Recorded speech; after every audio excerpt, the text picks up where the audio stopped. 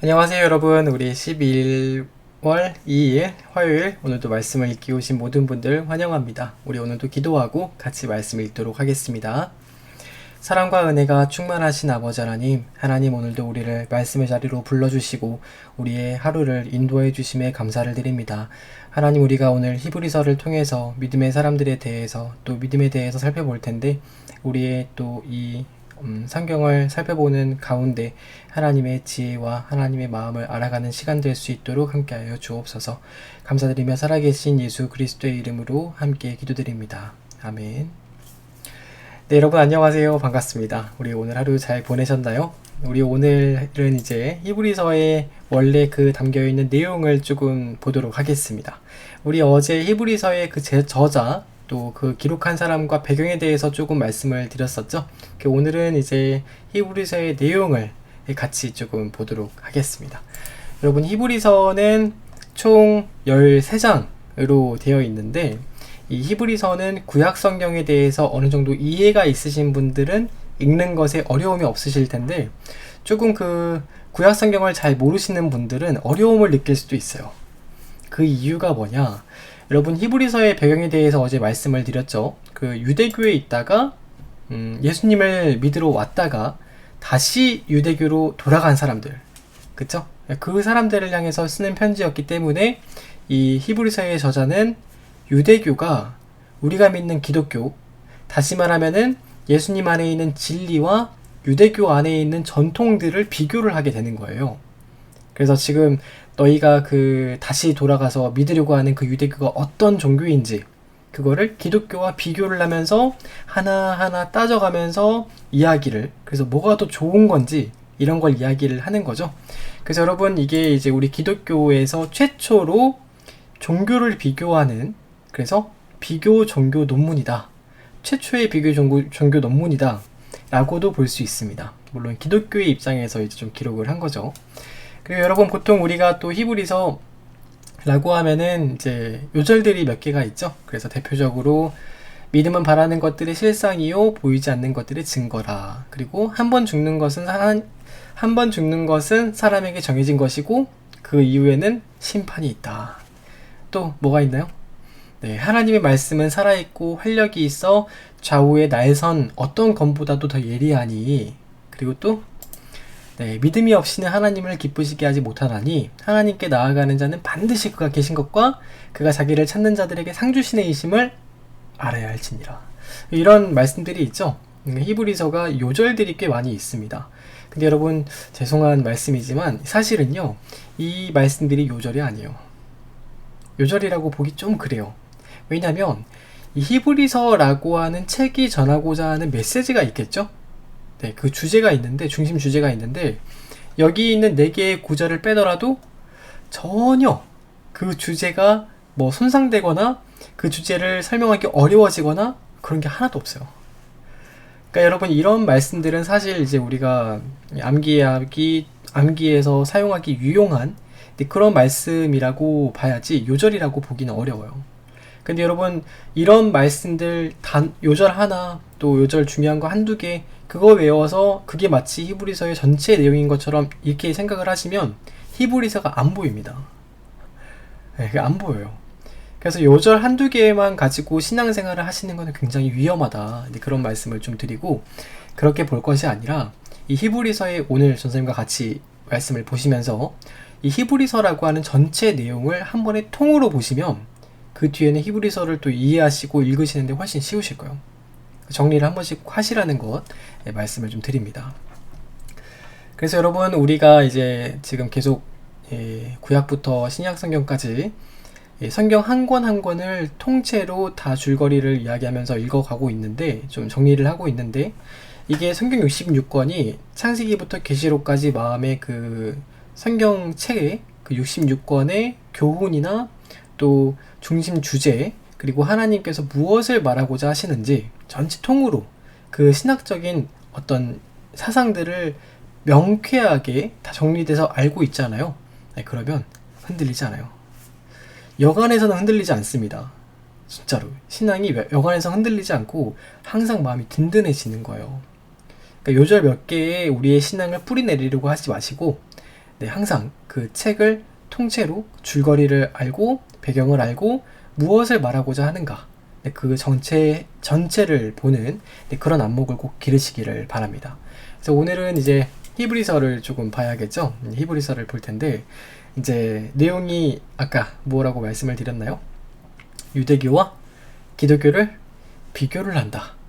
그래서 지금 유대인들이 돌아가는 그 유대교, 너희가 예수님을 믿으러 나왔다가 다시 돌아가는 그 유대교가 얼마나 기독교와 비교했을 때 어떤 종교인지, 네, 그런 것들을 다 쭉 이야기를 하죠. 그래서 오늘 이제 말씀드릴 게 약 11가지 정도가 됩니다. 11가지 말씀들을 좀 보면서 어떤 말을 하는지 좀 그 이야기를 해보도록 하겠습니다. 그래서 우리 히브리서 1장 1절, 히브리서는 인사가 없다라고 했죠.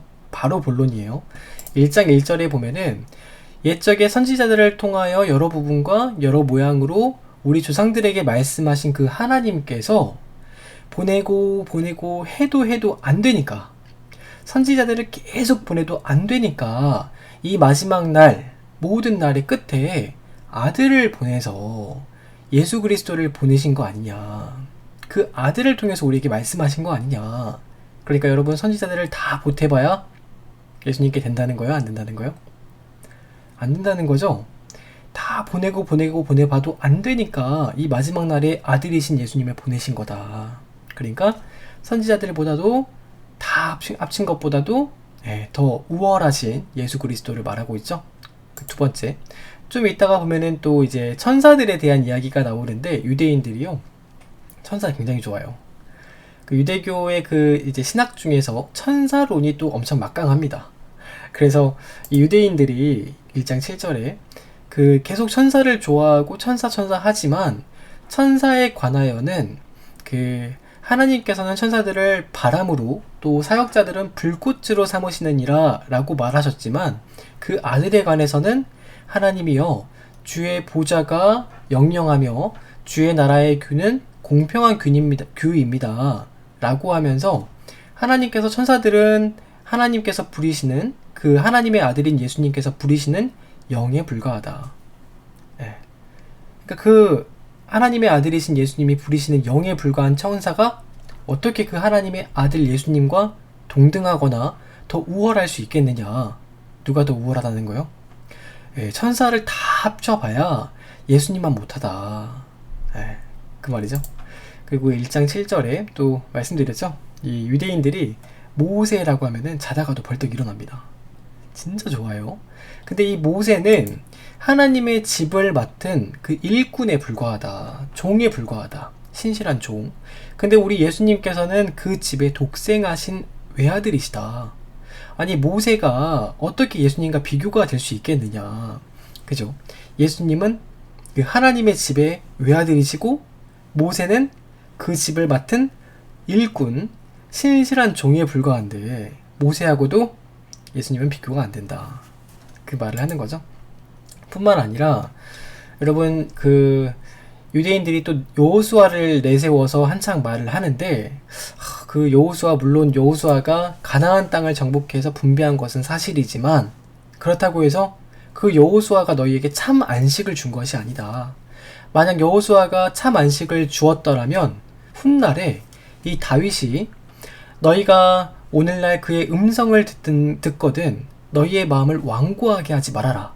그리 마음을 완고하게 하다가는 내 안식에 들어오지 못하리라 라고 말했는데, 만약에 여호수아가 참 안식을 줬다면 왜 다윗이 훗날에 다른 안식을 말했겠느냐, 다른 평안을 말했겠느냐. 그러니까 진짜 안식, 참 평안은 여호수아가 주는 것이 아니고 누가 주는 거라고요? 우리 예수님께서 주시는 것이다. 그건 사람이 죽은 후에 천국에 가서 누리는 영원한 안식, 영원한 평안, 따로 있는 거다. 그러니까 예수님과도, 여호수아도 예수님과는 비유가 안 된다. 그 말을 하고 있습니다.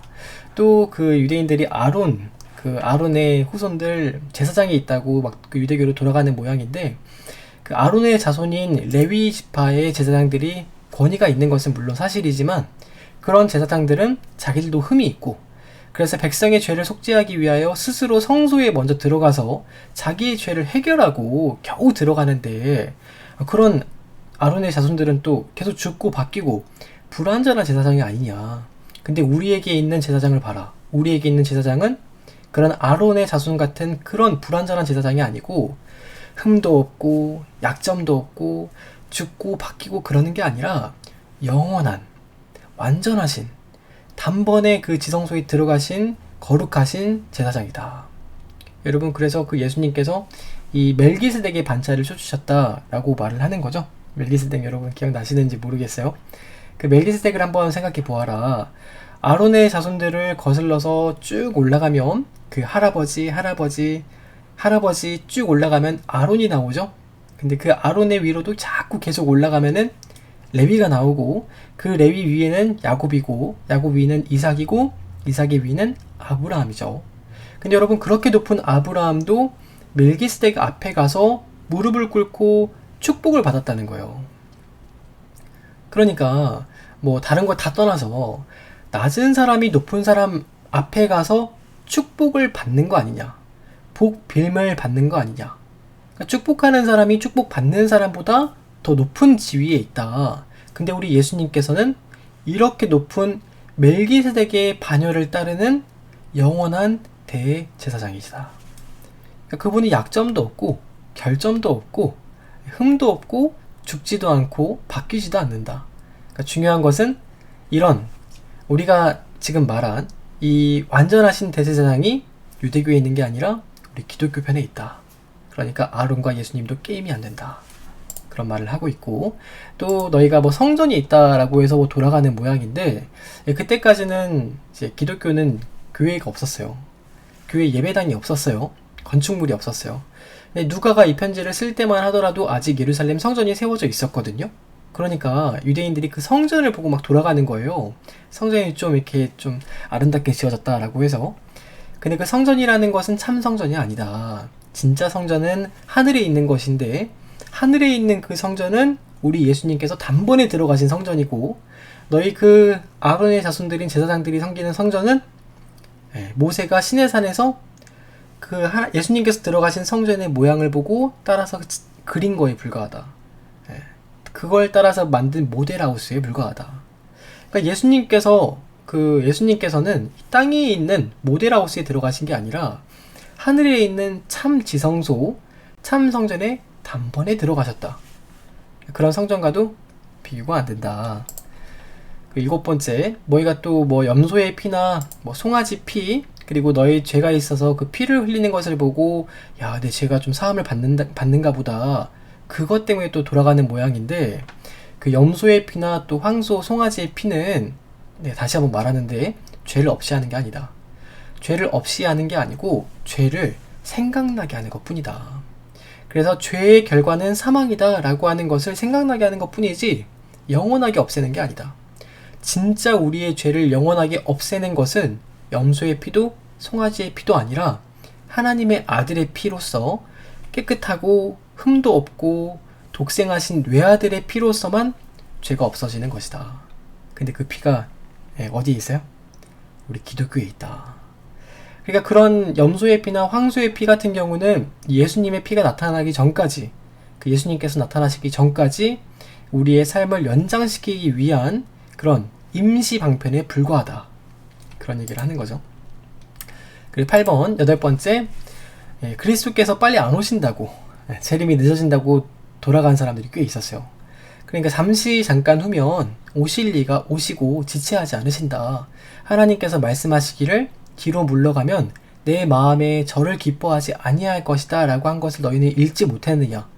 우리는 뒤로 물러나 멸망하는 자가 아니라 영혼을 구원함에 이르는 믿음을 가진 자들이다. 기록된 바 의인은 믿음으로 말미암아 살리라 하지 않았느냐. 그러니까 모이기를 피하는 어떤 사람들의 습관을 쫓지 말고 모이기를 힘쓰라. 이런 말을 하고 있죠. 그리고 어떤 사람들이 또 징계와 무슨 어려움 때문에 떠나간다 라고 말하는데, 그 하나님께서는 받으시는 자녀들마다, 받으시는 아들 딸들마다 반드시 징계를 하신다. 사랑하시는 자를 책망하시고 징계하는 것이지 징계는 다 받는 것이다.